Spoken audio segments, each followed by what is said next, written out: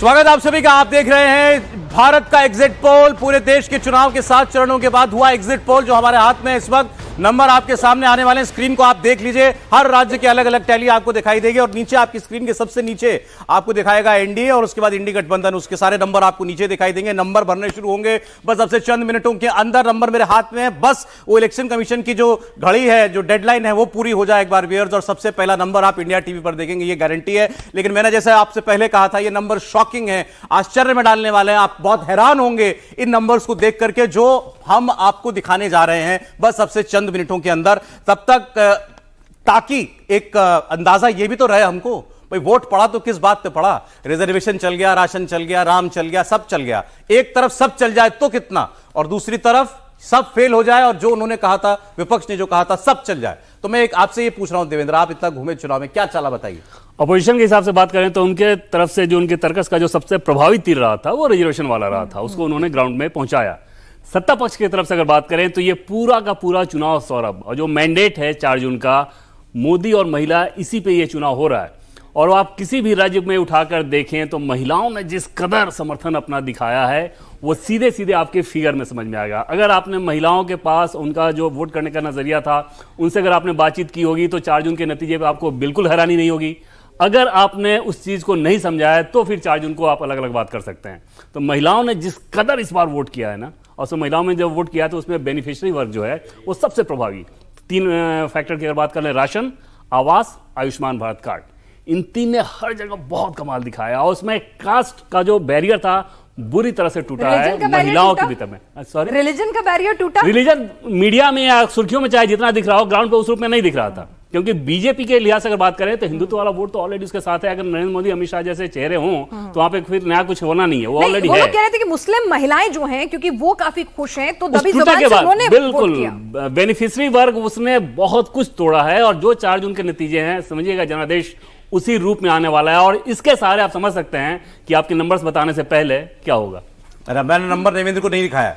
देवेंद्र जो बोल रहे हैं वो अपना असेसमेंट बोल रहे हैं, अपना असेसमेंट बोल रहे हैं। बिल्कुल, और मैं इस पर शर्त लगा सकता हूं सर, मैं इस हद तक कन्विंस्ड हूं कि ये चीजें इनको नंबर नहीं बताया, शर्त लगाने नंबर नहीं बताया। ग्राउंड पर पूरे देश में मैं भावेश से मिला, सच बोल रहा हूं। मैं भावेश से मिला हूं, मैंने तब से अब तक ब्रेक पे भी किसी को नंबर नहीं बताया, किसी को नंबर आपके नंबर पर शर्त लगाने की बात नहीं कर रहा हूं। हाँ। मैंने कहा कि जिस प्रकार के जनादेश मैंने शुरू में जो बताया था कि क्लियर चुनाव है एकदम। बोलिए नंबर बोलिए, कहीं कोई इफ बट ये नंबर बोलिए सर। मैं इसलिए से कह रहा हूं, जैसे 350, 60, 70 जब जाता है, जब इस प्रकार की लहर हो ना, तो वो नंबर्स कहां जाकर रुकेगा पता नहीं। जैसे यूपी का चुनाव आप उठा के देखें 2017 का, सीधे जब ये समझ में आया कि 200 से ऊपर जा रहा है तो 200 से ऊपर कहां जाकर रुका ये नहीं पता होता है। ये चुनाव वैसा ही है। देवेंद्र सब कह रहे थे लहर तो थी नहीं, आपको लहर मिली जब ग्राउंड पे? तगड़ी महिला जैसे लहर किस लिहाज से नहीं थी कि वोकल आपको नहीं दिखेगा। महिलाएं अगर आप बात नहीं कर रहे हैं तो महिलाएं सड़कों पे उतर के प्रदर्शन नहीं करेंगी, वो नहीं बताएंगे आपको कि किसके पक्ष में वोट कर रही हैं।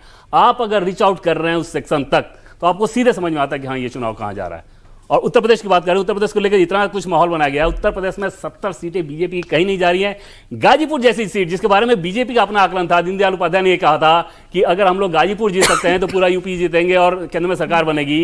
गाजीपुर की सीट का नतीजा मैं नहीं कह रहा हूं क्योंकि आज वहां चुनाव है, आज ही चुनाव, एक टफ चुनाव है, ये अपोजिशन भी मान रहा है। 13 मिनट व्यूअर्स, बस 13 मिनट का इंतजार है आपके सामने। घड़ी तो चल रही होगी स्क्रीन पर, नहीं चल रही है, मैं बता रहा हूं आपको। 13 मिनट हम चला रहे हैं, बीच बीच में बता रहे हैं कि सिर्फ 13 मिनट का समय रह गया। 13 मिनट बाद सबसे सटीक आपके सामने आंकड़ा आएगा और सबसे तेज आपके सामने हम आंकड़ा रखने की कोशिश करेंगे। एक एक सीट आपके सामने डिस्कशन होगी ताकि आपको यह पता चले कि देश का यह चुनाव, जिसे बड़ा मुश्किल सा चुनाव समझा जा रहा था, जितने एक्सपर्ट्स थे कह रहे थे कि नब समझ में नहीं आ रही है, जो वोटर है वो ठीक से नहीं बोल रहा है, कौन सा मुद्दा चला, कौन सा मुद्दा नहीं चला, ये सब कुछ अब से थोड़ी देर बाद आपके सामने आ जाएगा। पहला आंकड़ा हम आपके सामने रखेंगे।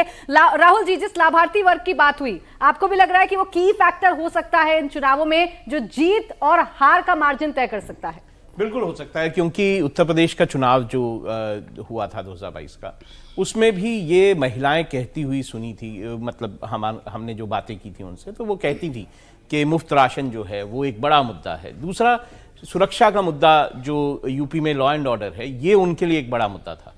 तो अगर आप उत्तर प्रदेश का जो विधानसभा चुनाव है उसको देखेंगे तो ये दो ऐसे बड़े मुद्दे थे जो कि आपको हमेशा सुनाई देते थे, हमेशा दिखाई देते थे। दूसरा जो मुफ्त आवास योजना या प्रधानमंत्री आवास योजना जिसे आप बोलते हैं, वो भी एक मुद्दा हमेशा जो है महिलाओं के बीच में रहा है। और वो ये मुद्दे ऐसे हैं जिन्होंने असर डाला है विधानसभा चुनाव में, तो मुझे ऐसा नहीं लगता कि वो लोकसभा चुनाव में असर नहीं डालेंगे। ठीक है। तो जैसा देवेंद्र भी बोल रहे थे, मुझे भी असेसमेंट यूपी में आपका क्या असेसमेंट है? मैंने यूपी का? पहले भी आपको बताया, मैं 65 से 70 सीटें मानता हूं चलिए, कि वो और बीजेपी दक्षिण की भी बात कर लेते हैं। दक्षिण में बीजेपी ने बहुत मेहनत की। प्रधानमंत्री नरेंद्र मोदी आज भी अपना ध्यान जो है कन्याकुमारी में ही खत्म करके आए हैं। तो ऐसे में दक्षिण से आपको लगता है कुछ सरप्राइजिंग, कुछ अच्छा बीजेपी के लिए निकल कर आ सकता है? संजीव जी, दक्षिण में देखिए, मेरे ख्याल से उनकी दो स्टेट्स हैं जहां जमीन है, एक कर्नाटक में और एक तेलंगाना में, और दोनों जगह मुझे लगता है कांग्रेस बेहतर कर रही है बीजेपी से।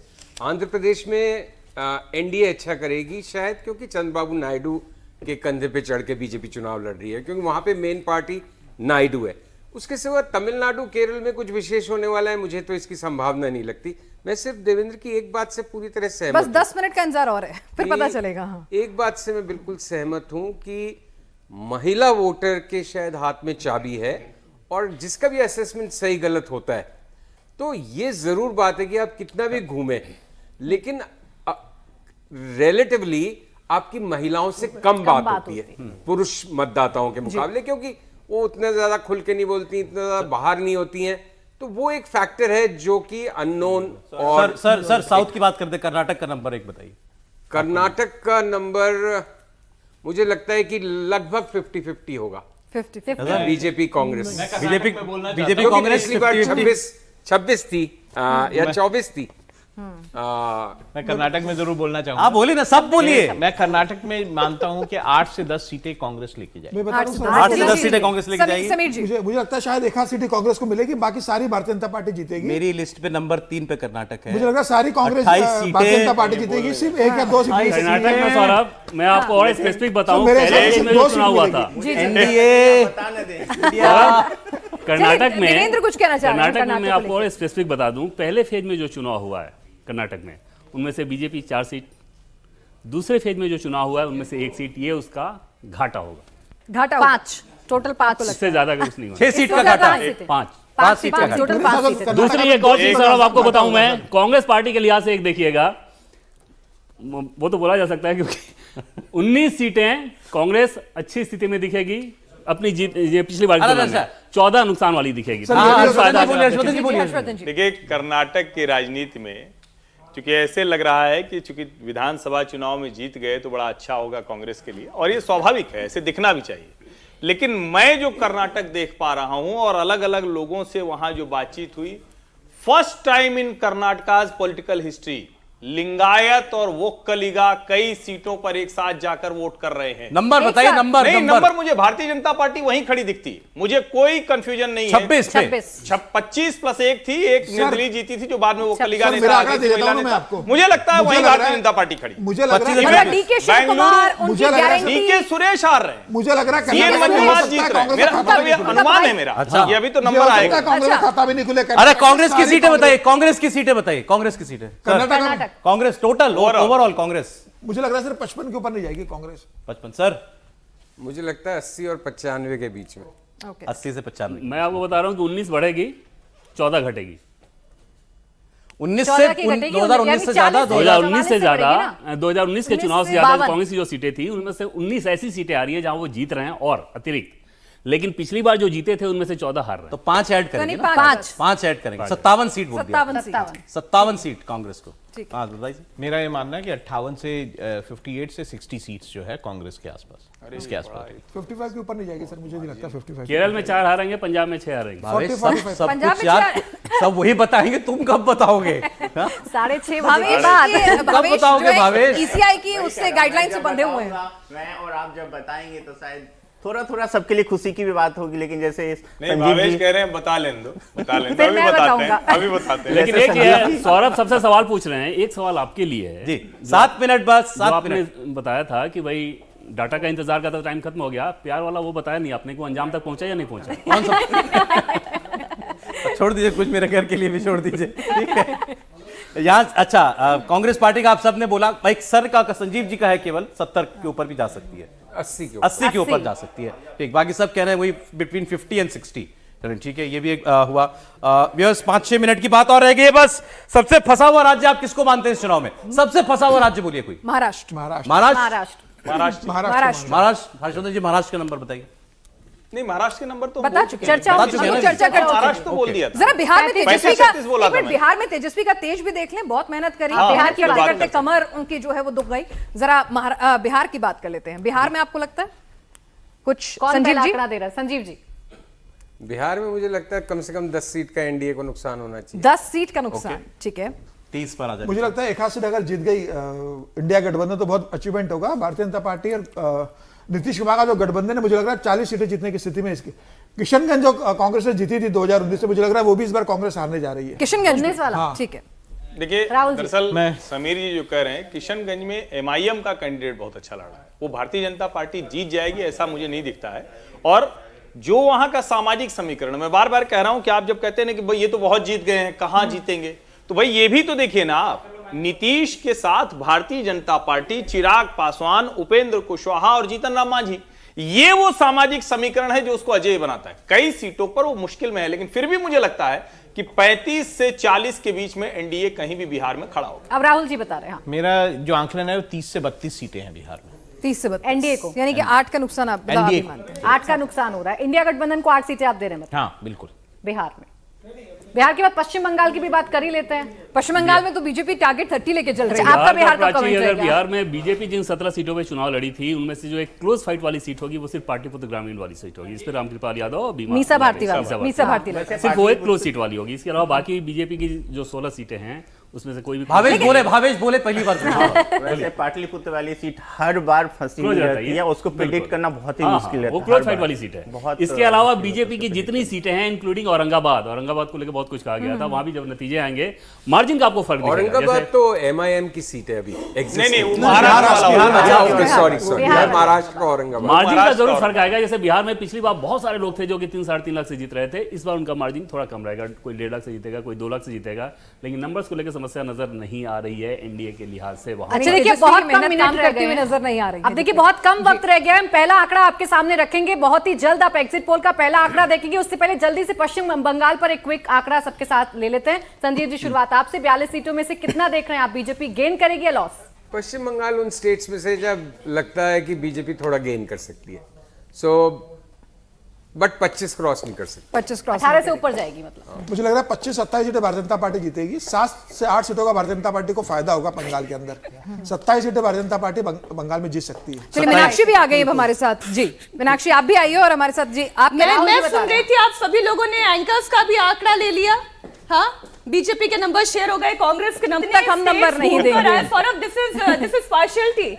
एंकर्स भी इतनी जगह घूम के आए हैं। हमारी अपनी ग्राउंड रिपोर्ट है, हमारी अपनी एनालिसिस है। आप बताइए अपना नहीं, नंबर पहले बताइए। तो जितनी पर्चियां आपने इकट्ठी करी, आप बताइए आपका एनालिसिस क्या है। मैं एग्जामिनर हूं, मेरे हाथ में नहीं, कोई एग्जामिनर नहीं है। बताइए, चलिए आपका अब उनके एनालिसिस क्या पास वो तो है। उसके अब करीब मेरे ही चले analysis को जाएंगे ना। मतलब नहीं, मेरे रिजल्ट पता है उनके मुझे। पास तो है। मैं क्या एनालिसिस आपको चलिए, बताऊं? आप तो प्राची बहुत स्टेट्स घूम कर आ गई, क्या एनालिसिस है? बताना पड़ेगा क्या? बिल्कुल बताना पड़ेगा, बिल्कुल। अब एंकर्स का भी एनालिसिस बताइए। चलिए प्राची। भाई देखिए, मेरा आंकलन तो ये कह रहा है कि एनडीए 350 से 370 के बीच में रह सकता है। 400 पार वाला मुझे थोड़ा मुश्किल लग रहा है। विनाश, 330 एनडीए फॉर मी। 330 एनडीए। अब मैं भी अपना दे दूं फॉर बोलिए Allowed है ना? बोलिए। ये अभी आप ब्रेक में आंकड़े देखकर तो नहीं आई है ना?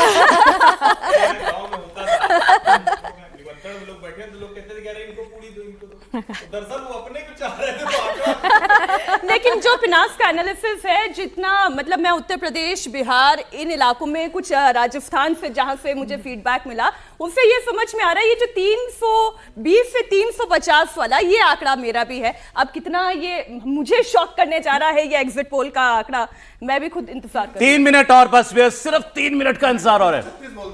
336। 336। मैंने 330 बोला है। 330 लगा लूं, मतलब ये तो उस तरीके का हो गया। ठीक है। भावेश, तुम कैसे इतने सपाट फेस के साथ बैठे हो आज? बिल्कुल कोई एक्सप्रेशन नहीं भावेश के चेहरे पर। Poker face. इसको सब पता है, ये सही बात। जिस व्यक्ति को सब पता है। प्राइम मिनिस्टर मोदी से पहले ध्यान लगा रहे तो बहुत अच्छा लग रहा है। मैं ध्यान लगा वो भी कंसंट्रेट कर रहे हैं। सकता हूँ। तो व्यूअर्स, बस 3 मिनट का इंतजार और है, इसके बाद पहला डेटा आपके सामने आ जाएगा। चलिए मैं इतना आपको बता देता हूं, हम साउथ से ही शुरू करेंगे। साउथ से शुरू करेंगे और आपको बताएंगे बीजेपी का साउथ में खाता खुल रहा है कि नहीं खुल रहा। आंध्रा में बीजेपी 0, केरल में बीजेपी 0, तमिलनाडु में बीजेपी 0। 3 राज्यों के अंदर शून्य थी भाजपा। तेलंगाना में 4 सीट आई थी, कर्नाटक के अंदर सीओ के साथ मिलकर 26 सीट आई थी 28 में से। आपको देखना है कि कर्नाटक में कम हो रही है तो कितना बढ़ने का तो वहां बॉस को था नहीं। तेलंगाना में बीजेपी ग्रो करेगी या नहीं करेगी, वहां कांग्रेस कितने नंबर लेकर के आएगी। आंध्र प्रदेश में, तमिलनाडु के अंदर, केरल के अंदर खाता खोलेगी कि नहीं खोलेगी, यहां से अपनी टैली में ऐड कर पाएगी कि नहीं ऐड कर पाएगी, क्योंकि सब लोग बता रहे हैं भाई बाकी राज्यों से बहुत कुछ थोड़ा करके बहुत सारा नंबर डाउन हो सकता है। वो कौन कौन से राज्य होंगे जहां डाउन और कहां? से सबसे ज्यादा गेन बीजेपी एक्सपेक्ट कर रही है। भावेश बताएंगे कुछ? वही 3 मिनट का इंतजार। बस अब बस 2-3 मिनट का इंतजार। लेकिन अमित शाह बहुत तो 1 मिनट भी नहीं रह गया। मिनिमम 3 सीटें बीजेपी जीतेगी, मिनिमम हाँ, मैक्सिमम 4 सीटें जीतेगी बीजेपी आंध्र प्रदेश में। और अन्नामलाई का कुछ करिश्मा और एनडीए तो अच्छी सीट में रहेगा। देखिए आंध्र में देखिए बड़ा मतलब उत्साह वाला बीजेपी के लिए होगा अगर आंध्र में वो सीटें जीतती है। आंध्र में जो उसका आंकड़ा पिछली बार था, नोटा से कम परसेंटेज उसको मिली थी।